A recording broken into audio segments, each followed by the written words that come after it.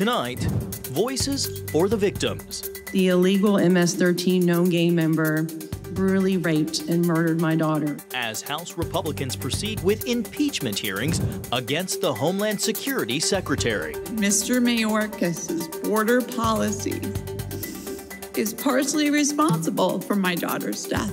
Plus, Congress puts on a show of support for Israel. We're here because Hamas is still terrorizing the Jewish people. And this is an opportunity to receive and be tested in a private, uninvasive way. A home test to detect colorectal cancer. All this and more tonight on Faith Nation.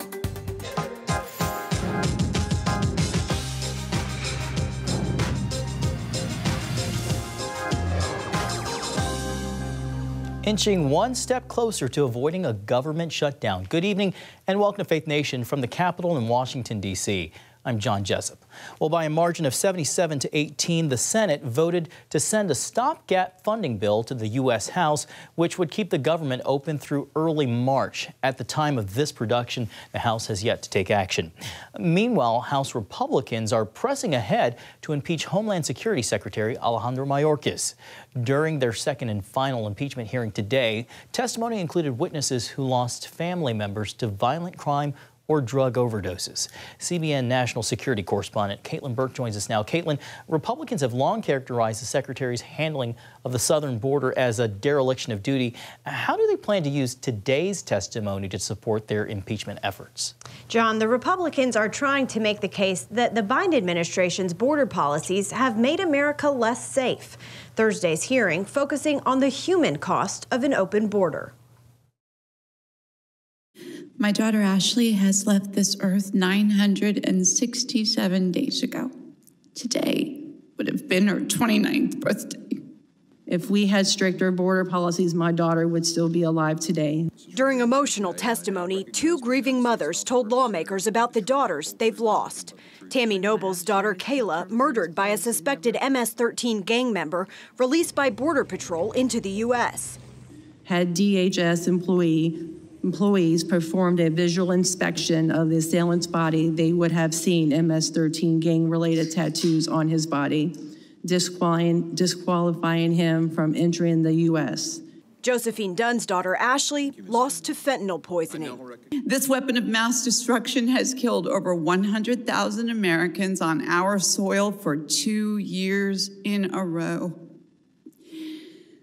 Under Secretary Mayorkas's leadership, or lack thereof, fentanyl is an invasion. The weapon of mass destruction has caused unimaginable numbers of deaths, unmeasurable damage to our country's families, including my own. Republicans say these tragedies could have been prevented. The truth is, Secretary Mayorkas has disregarded court orders, laws passed by the United States Congress, and has lied to the American people.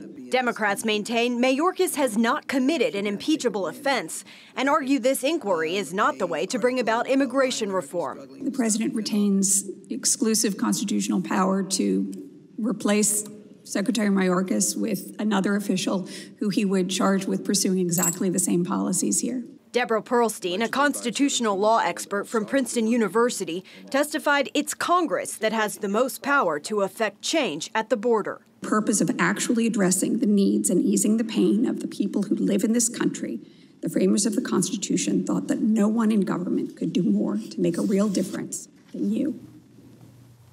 Republicans acknowledged Congress does have the ability to pass immigration reform legislation, but they accused Secretary Mayorkas of completely reversing or ignoring existing laws. John? Caitlin, at today's final impeachment hearing, as we mentioned earlier, the committee actually never heard testimony from Secretary Mayorkas. Why didn't he appear? Well, the committee was planning for him to testify during today's hearing, but the secretary was hosting a delegation from Mexico. Republicans said he then refused to cooperate when committee staff tried to find a date he would be available.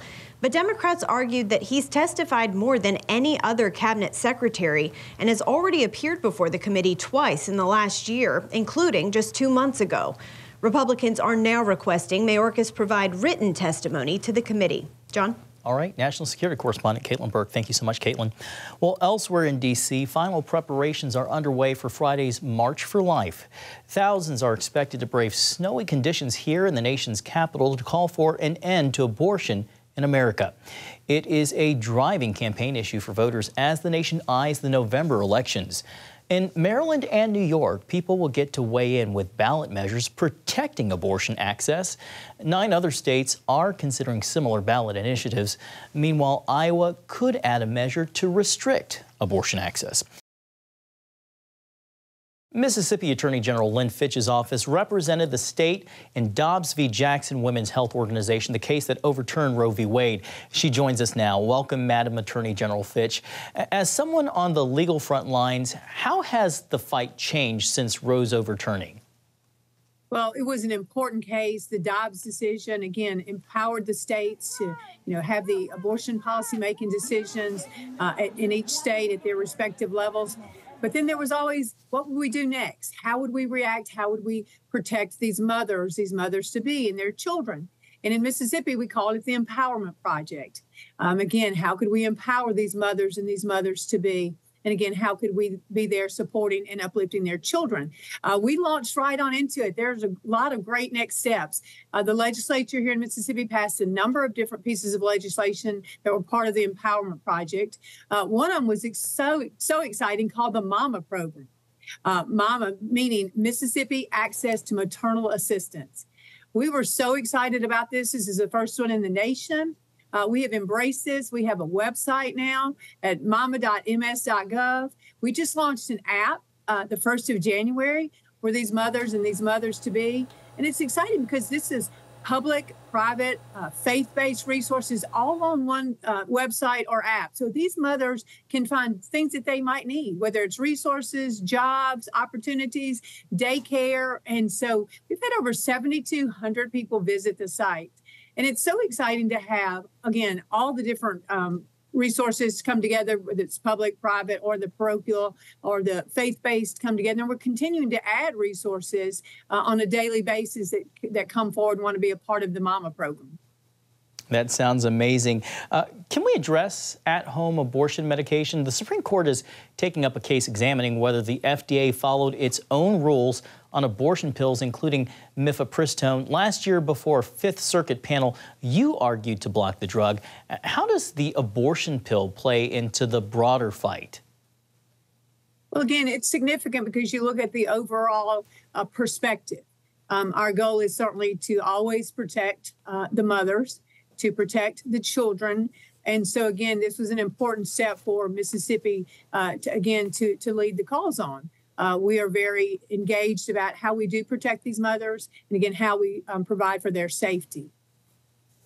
Well, 2024, as you well know, is a big election year, presidential election year. What are some of the things you're going to be watching for in terms of abortion and the election, given especially the streak of pro-abortion wins that we've seen in statewide ballots?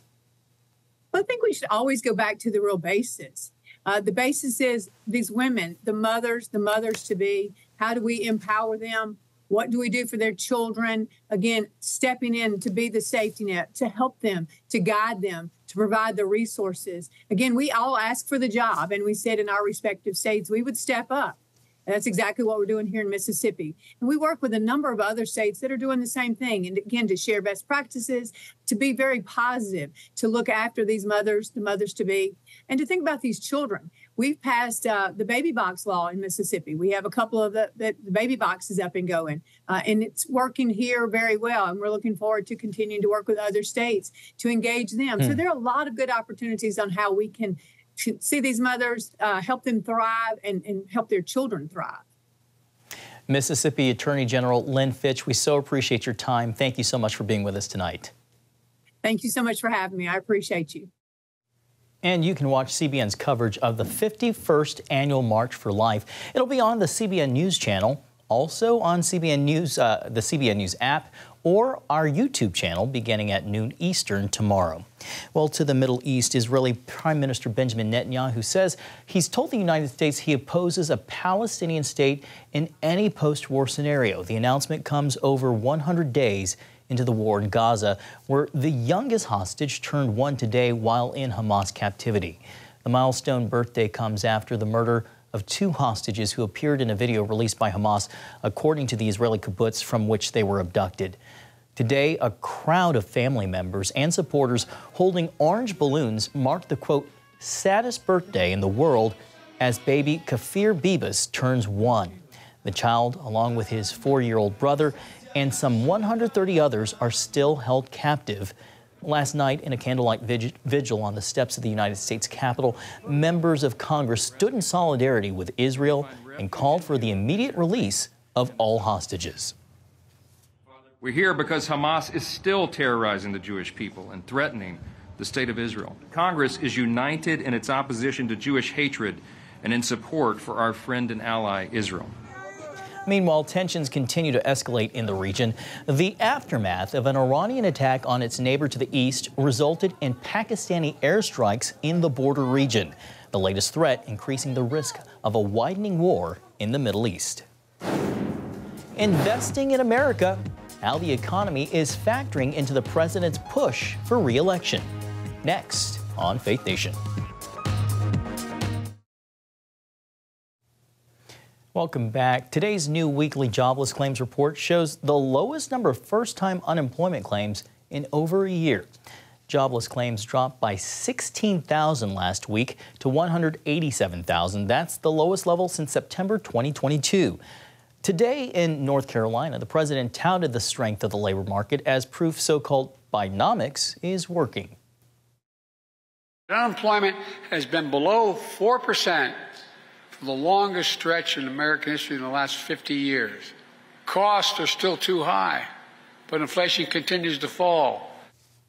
With us now is Mark Hamrick, Senior Economic Analyst and Washington Bureau Chief at Bankrate. Mark, welcome to you. So the president, you just heard, he keeps touting a strong economy, even as a new CBS News poll shows 64% of Americans disapprove of Biden's handling of the economy.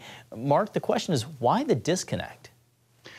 John, I think it's very much similar to what we've discussed in the past. Americans have been disenchanted with the severe erosion of their buying power that is the result of high inflation. And the president is right. Inflation has peaked, but prices really have not come down substantially.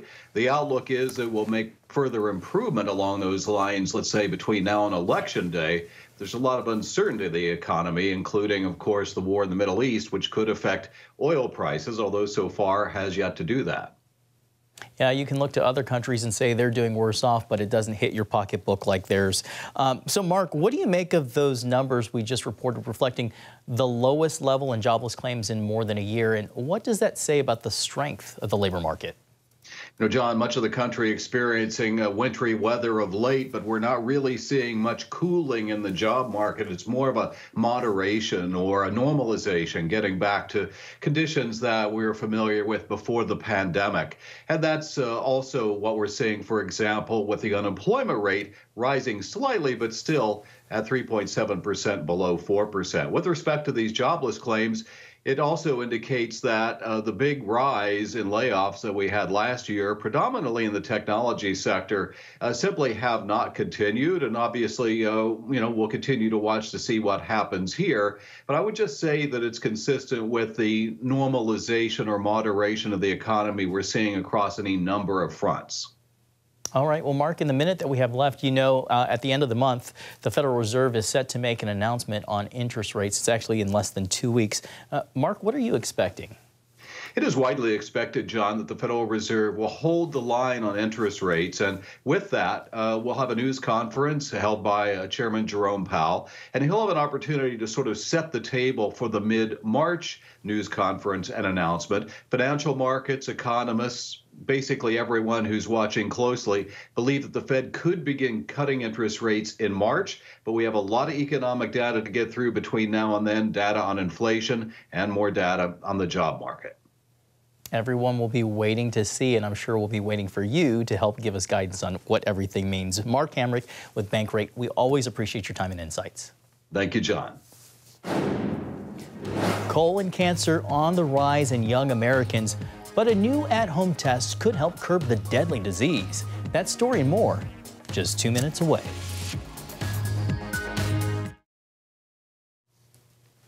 Welcome back. In medical news tonight, colon cancer deaths are on the rise in younger Americans. A new report from the American Cancer Society finds the disease is now the deadliest type of cancer in men under 50. For women that age, it's the second deadliest, only behind breast cancer. And get this, just 2 decades ago, colon cancer was the 4th leading cause of cancer deaths in younger adults. The American Cancer Society calls the jump in recent years, quote, alarming. Well, with colorectal cancer on the rise, there is a renewed emphasis on screenings. As CBN medical reporter Lori Johnson reports, at-home test kits for early detection are available, making colon cancer testing more accessible than ever. Record numbers of young people are being diagnosed with colon or rectal cancer. According to doctors, that's largely due to lifestyle choices such as a diet high in red meat and processed foods, obesity, lack of exercise, and smoking. While this cancer affects all groups, African Americans are as much as 40% more likely to die from colorectal cancer than others. Fortunately, that could be changing. Here at Trinity Baptist Church, a predominantly Black congregation in Columbus, Ohio, parishioners learn how to prevent early death from colon cancer so they can serve the Lord on this side of eternity as long as possible. Assistant Pastor Janet Shepard's family has worshiped here for 5 generations, which can be common in these pews. This is our home and has been our home for a long time. What's not so common here is Janet's decision to get a colonoscopy, a procedure that can detect actual cancer or precancerous polyps. Some people say, if I don't know about it, I don't have to deal with it, but you will eventually have to deal with it. Janet's procedure revealed 3 precancerous polyps, which were removed during the same colonoscopy. Without that screening and discovery, the polyps would likely have grown into tumors, possibly even taking her life. Had I missed that opportunity, who knows what would have happened? Those polyps would have remained. We don't know if they would have turned to cancerous. They're precancerous, but they would have remained in my body and had the potential. During worship, Janet passes out blue colorectal cancer awareness ribbons and shares her testimony, hoping others will follow her lead. When you talk about it from the pulpit, when you talk about it in your circles around church and that type of thing, people listen, and it's like, wow, if that happened to Reverend Jan, if that happened to whoever, maybe I need to listen to what my doctor's saying. I said the first miracle he did was at a wedding when he turned water to wine. Senior Pastor Victor Davis believes it's totally appropriate for spiritual leaders to give medical advice at church. It is not just a place where you come in fellowship and worship, but it's also a place where you receive resources that you might be able to go back and serve the community better. He adds that leaders of Black churches in particular carry a responsibility to protect their congregation's health. The African American population in many cities oftentimes is the population that does not have access to the information that is needed so that they might get the health care that they need. When it comes to getting a colonoscopy, there can be roadblocks, such as the procedure cost, no transportation, someone to accompany them, or the ability to take off work. As a potential solution, Ohio State University started a program using home test kits, not to take the place of a colonoscopy, but to cheaply and easily identify those who should make it a priority to get a colonoscopy and those who may wait. When you take a home test, you put a stool sample in this little container and mail it to the lab, which can detect microscopic traces of blood in the stool, a red flag for colon cancer. Some Trinity members are receiving the tests and urged to take action if needed. This is an opportunity to receive and be tested in a private, uninvasive way. And that if it comes back positive, you can take the next step. This is a preliminary opportunity for you to get control on your health and know what's going on in your body. Dr. Sabankar Chakraborty, a program developer, says the goal is to motivate those in the earliest stages of colorectal cancer to get a colonoscopy, rather than waiting until they possibly experience symptoms such as visibly bloody stools and other unusual bowel activity, abdominal pain, or sudden weight loss. And once they are diagnosed at later stage, then the risk of death is high. For example, if you got diagnosed with stage 4 colorectal cancer, there is a 90% chance that you will not survive for 5 years. But imagine if you get a colonoscopy and you get precancerous polyps removed, you have suddenly increased your chances to 100% survival. Dr. Chakraborty says people not involved in the program can order home tests online. He reiterates those who get a positive test should schedule a colonoscopy, adding the often dreaded prep isn't as bad as it used to be. The good news is there are several what we call low volume preps, so you don't have to drink as much as you used to do before. And there's little to no pain. So there are sedation techniques with where you can be just completely asleep, pretty comfortable, and when you wake up, you're all done. So while home test kits and colonoscopies aren't anyone's idea of a good time, doctors say they're definitely worth the effort because they could save your life or the life of someone you love. Lori Johnson, CBN News. Some really good information there, Lori. Thank you. Well, a homecoming and a healthy meal that gives new meaning to Fat Cat. We introduce you to the internet sensation right after this.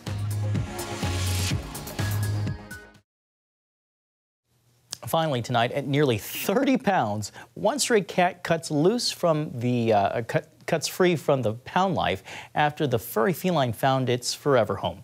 The chubby cat, formerly known as One Frosty Too Many, was found wandering the streets of Richmond, Virginia earlier this month. Animal Care and Control Shelter posted his photo on Facebook. Now, no one claimed him, but the big ball of fluff quickly went viral, catching the attention of a Maggie Thompson. Maggie adopted Frosty and renamed him Gus. And the good news for Gus is he's already lost a pound on his new diet. Not sure Gus, though, would agree that that's good news. Thanks so much for watching. We hope to see you again. Good night.